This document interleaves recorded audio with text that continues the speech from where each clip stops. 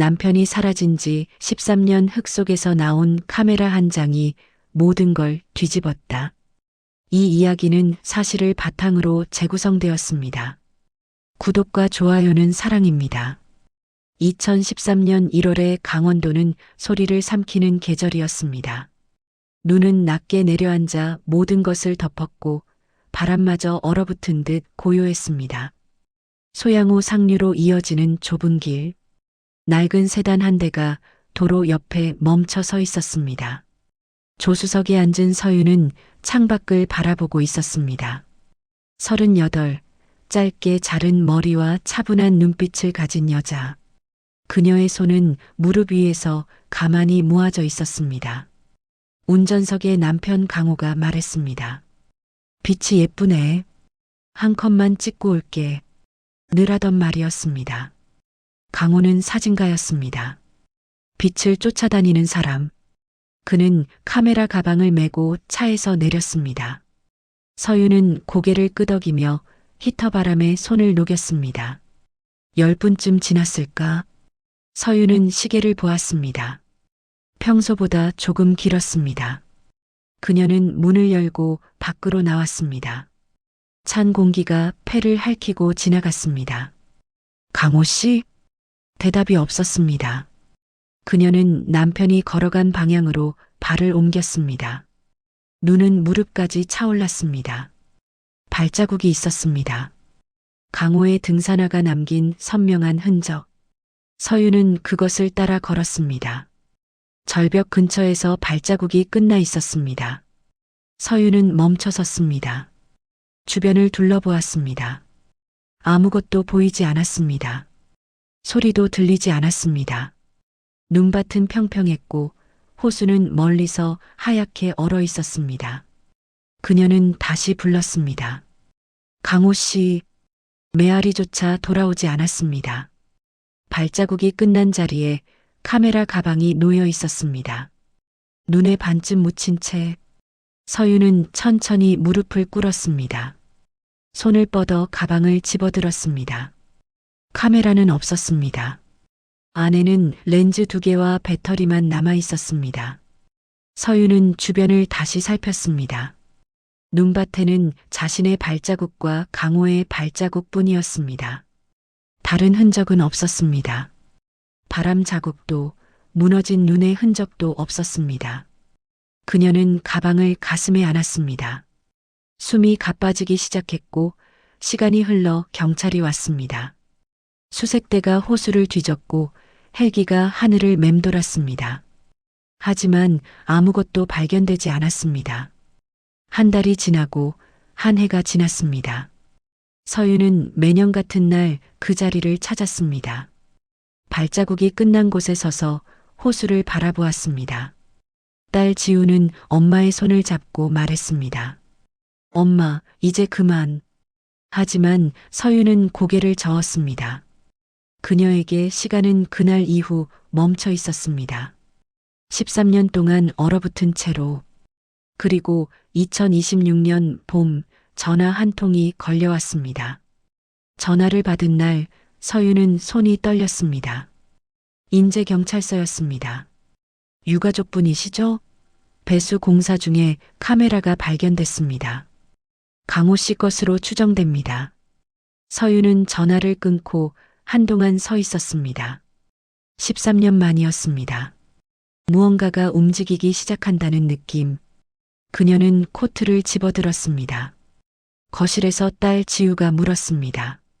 엄마, 어디가? 인제. 경찰서. 지우의 얼굴이 굳었습니다. 25살. 아버지를 기억하지만 그리워하지 않으려 애쓰는 나이. 그녀는 엄마 앞을 가로막았습니다. 또 시작하는 거야? 지우야, 카메라를 찾았대. 그래서? 그걸로 뭐가 달라져? 서유는 대답하지 못했습니다. 지우는 목소리를 낮췄습니다. 엄마는 13년 동안 거기만 매달렸잖아. 나도 아빠 잃었는데 엄마까지 잃은 것 같았어. 서윤의 가슴이 무너졌습니다. 하지만 발걸음을 멈출 수 없었습니다. 미안해. 금방 다녀올게. 지우는 더 이상 말하지 않았습니다. 현관문이 닫혔습니다. 경찰서 조사실은 좁았고 책상 위에 비닐봉투에 담긴 카메라가 놓여 있었습니다. 흙투성이었지만 강호의 것이 맞았습니다. 서유는 손을 뻗다가 멈췄습니다. 형사가 말했습니다. 메모리 카드가 살아 있었습니다. 사진 3장이 복구됐어요.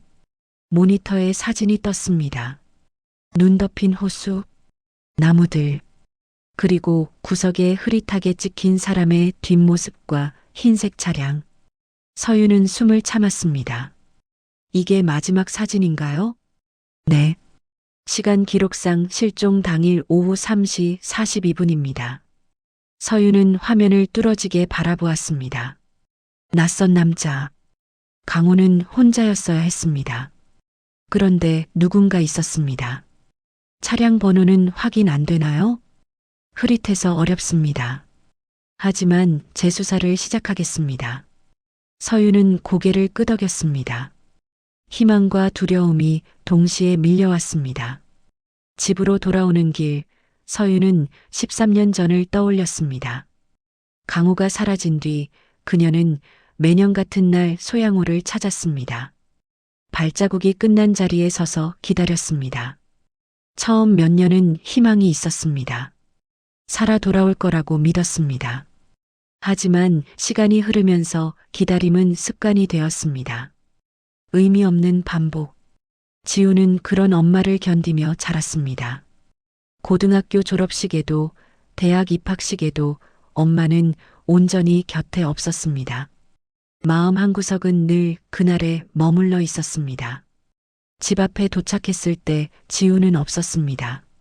메모가 식탁 위에 있었습니다. 친구 집에서 자고 올게. 서유는 메모를 손에 쥔 채 소파에 앉았습니다. 창밖은 어두워지고 있었습니다. 그녀는 가방에서 경찰서에서 받은 사진 출력본을 꺼냈습니다. 흐릿한 남자의 뒷모습, 흰 차. 강호는 무엇을 찍으려 했던 걸까? 아니면 누군가를 피하려 했던 걸까? 서유는 사진을 오래 들여다보았습니다. 13년 동안 얼어있던 무언가가 깨지기 시작했습니다. 두려웠습니다. 진실이 무엇이든 그것을 마주할 준비가 되어 있지 않았습니다. 하지만 이제 멈출 수 없었습니다. 휴대전화가 울렸습니다. 경찰서였습니다. 차량 소유주를 특정했습니다. 내일 오전에 한 번 더 오실 수 있으세요? 서유는 떨리는 목소리로 대답했습니다. 네, 가겠습니다. 전화를 끊고 서유는 창밖을 바라보았습니다.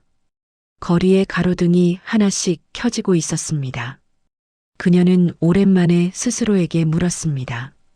나는 정말 진실을 원하는 걸까? 아니면 그저 기다림을 끝내고 싶은 걸까? 답은 없었습니다. 하지만 내일 아침 그녀는 다시 인제로 갈 것입니다.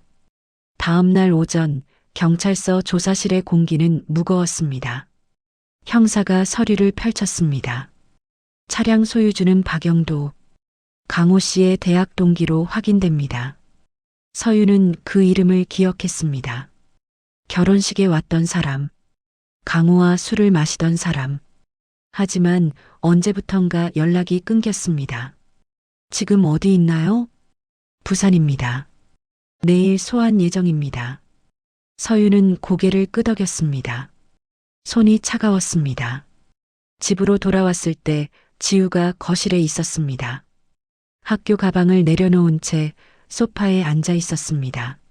엄마, 응? 그 사람 찾았어? 서유는 잠시 망설이다 말했습니다. 아빠 친구였대. 박영도. 지우의 눈빛이 흔들렸습니다.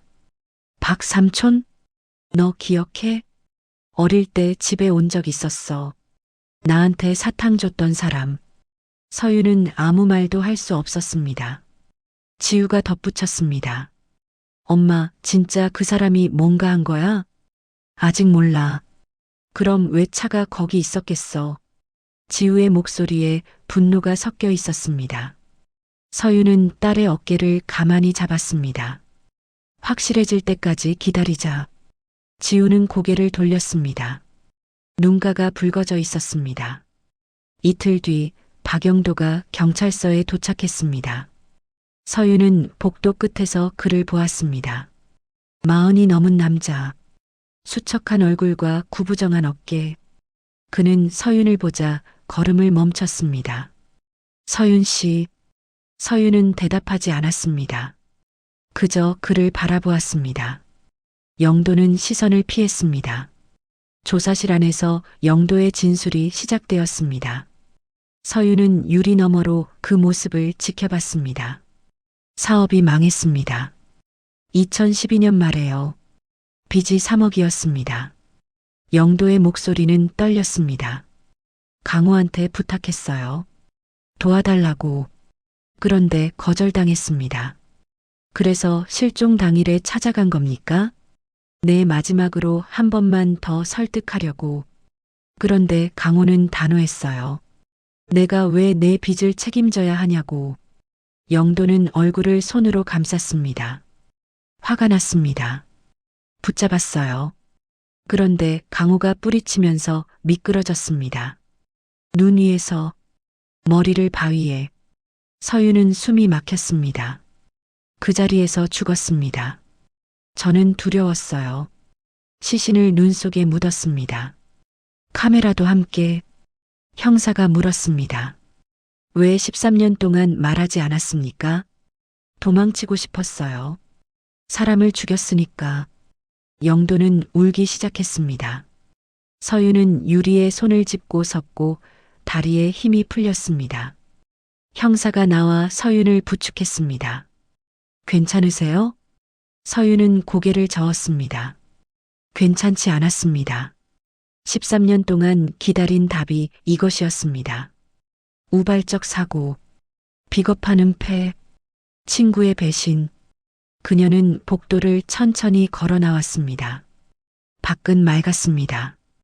햇빛이 눈부셨습니다. 서유는 주차장에 서서 하늘을 올려다보았습니다. 강호가 마지막으로 본 빛도 이랬을까? 눈물이 흘렀습니다. 13년 만에 처음 흘리는 눈물이었습니다. 분노도 억울함도 아니었습니다. 그저 슬픔이었습니다. 휴대전화가 울렸습니다. 지우였습니다. 엄마, 어디야? 경찰서 앞. 혼자 있지 마. 지금 갈게. 전화가 끊겼습니다. 서유는 벤치에 앉아 기다렸고 바람이 불었습니다. 지우가 도착했을 때 서유는 말했습니다. 미안해. 엄마가 너무 오래 거기 머물러 있었어. 지우는 엄마 옆에 앉았습니다. 이제 끝난 거야? 응. 끝났어. 그럼 이제 뭐 할 건데? 서유는 잠시 생각했습니다. 그리고 천천히 대답했습니다. 살아볼까? 재판이 시작되었습니다. 2026년 가을이었습니다. 서유는 방청석에 앉아 있었습니다. 지우는 옆에 없었고 혼자 오고 싶다고 했습니다. 지우는 이해한다고 고개를 끄덕였습니다. 박영도가 입장했습니다. 수갑을 찬 손, 고개를 숙인 얼굴. 서유는 그를 바라보았습니다. 13년 전 결혼식에서 웃던 사람, 강호와 어깨 동무하던 사람. 검사가 물었습니다. 피고인은 피해자와 어떤 관계였습니까? 대학 동기였습니다.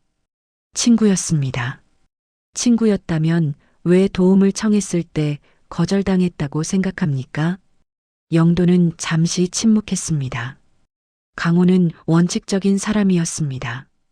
제 사업 실패가 제 책임이라고 생각했을 겁니다. 그래서 화가 났습니까? 네. 얼마나 화가 났습니까? 영도는 대답하지 못했습니다.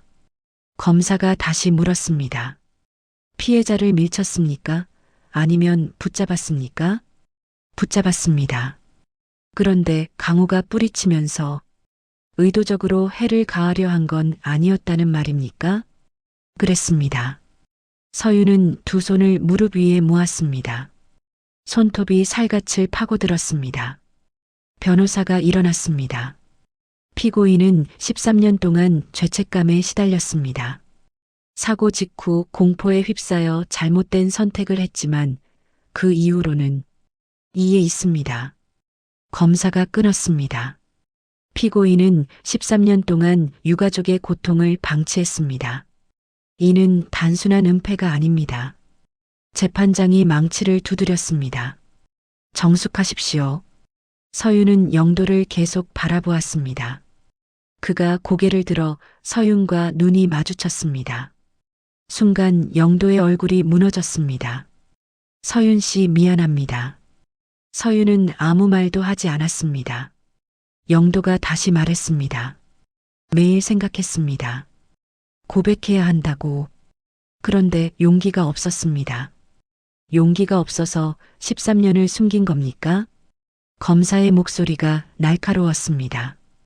영도는 고개를 떨어뜨렸습니다. 재판이 끝나고 서윤은 복도로 나왔습니다. 다리가 후들거렸습니다. 벽에 등을 기대고 섰습니다. 서윤 씨, 영도의 변호사였습니다.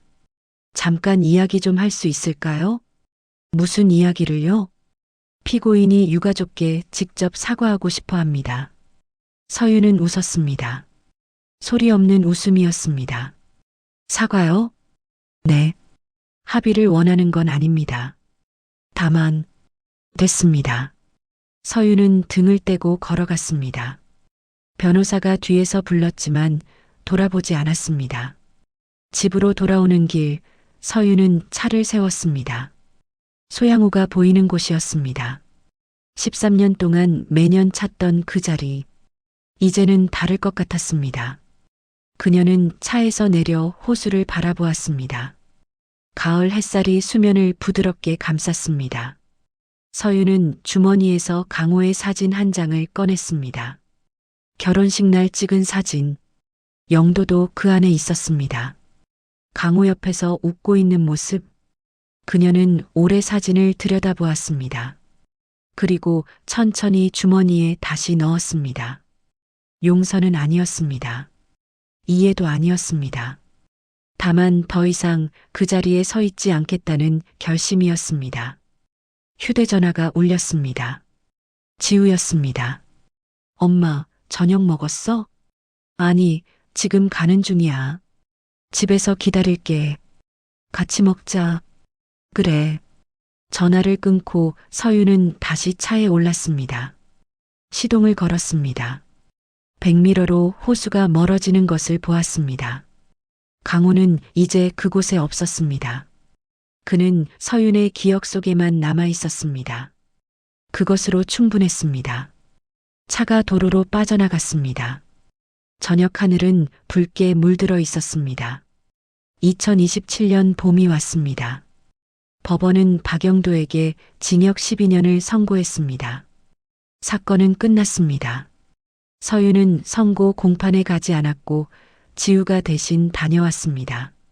12년 이래 지우가 말했습니다. 서윤은 고개를 끄덕였습니다. 그래, 적다고 생각해? 모르겠어. 더 이상 생각하고 싶지 않아. 지우는 엄마의 손을 잡았습니다. 따뜻했습니다. 어느 주말 서윤은 강호의 유품을 정리했습니다. 카메라, 렌즈, 사진들. 13년 동안 손대지 못했던 것들이었습니다. 사진첩을 펼쳤습니다. 결혼식 사진, 신혼여행 사진, 지우가 태어난 날의 사진. 강호는 늘 카메라 뒤에 있었습니다. 그래서 그의 얼굴이 담긴 사진은 많지 않았습니다. 서윤은 한 장 한 장 넘기며 그를 기억했습니다. 웃음소리, 손길, 빛이 예쁘네라고 말하던 목소리. 지우가 방문을 열고 들어왔습니다. 엄마, 이거 버리는 거야? 아니, 정리하는 거야. 어디 둘 건데? 내 방에 둘까? 아빠 사진들. 지우는 잠시 망설이다 고개를 끄덕였습니다. 좋아. 가끔 보고 싶을 것 같아. 서윤은 미소 지었습니다. 오랜만에 짓는 미소였습니다. 5월 어느 날 서유는 소양호를 다시 찾았습니다. 마지막이 될 방문이었습니다. 얼음은 다 녹았고 물은 잔잔했습니다. 햇빛이 수면에 부서져 반짝였습니다. 서유는 발자국이 끝났던 자리에 섰습니다. 더 이상 아무것도 보이지 않았습니다. 눈도 흔적도 없었습니다. 다만 봄바람만이 불고 있었습니다. 서유는 가방에서 강호의 카메라를 꺼냈습니다.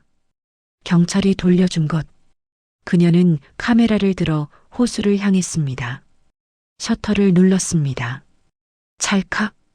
강호가 마지막으로 본 풍경과 같은 곳이었습니다. 하지만 계절은 달랐습니다. 겨울이 아닌 봄이었습니다. 서유는 카메라를 내려놓고 중얼거렸습니다. 강호야, 이제 나도 걸어볼게. 바람이 대답처럼 불어왔습니다.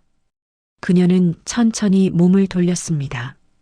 차로 향하는 발걸음은 가볍지 않았습니다. 하지만 멈추지는 않았습니다.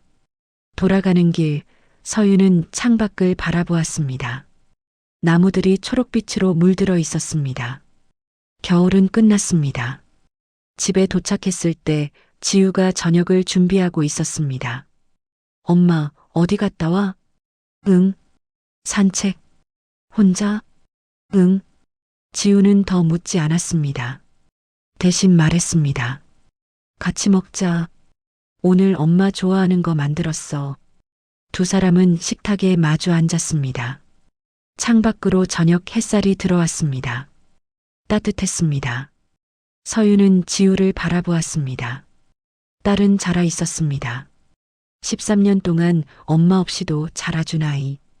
지우야. 응? 고마워. 지우는 잠시 멈칫하다가 미소 지었습니다. 갑자기 왜? 그냥.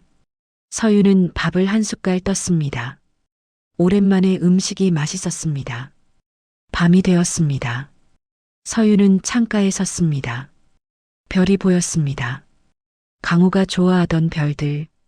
그녀는 올해 하늘을 올려다보았습니다. 그리고 천천히 커튼을 쳤습니다. 내일은 또 다른 하루가 올 것입니다. 서유는 그 하루를 살아갈 것입니다.